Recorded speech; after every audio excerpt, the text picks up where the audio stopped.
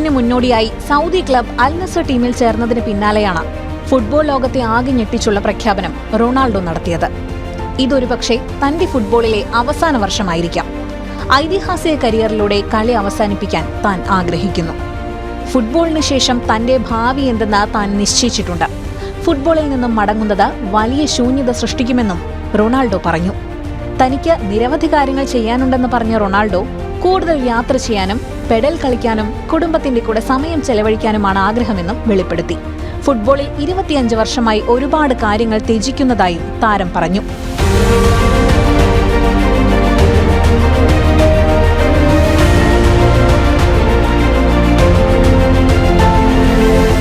അൽ നസറുമായി 2027 വരെ കരാറുള്ള താരം സീസണിന് ശേഷം വിരമിക്കാനാണ് സാധ്യത.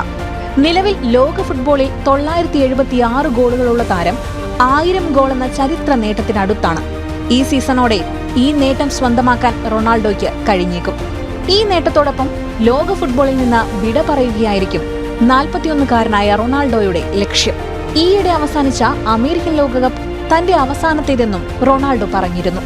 പിതാവിന്റെ വിയോഗത്തിന് പിന്നാലെ ലിയോണൽ മെസ്സിയും വിരമിക്കൽ സൂചന നൽകിയിരുന്നു.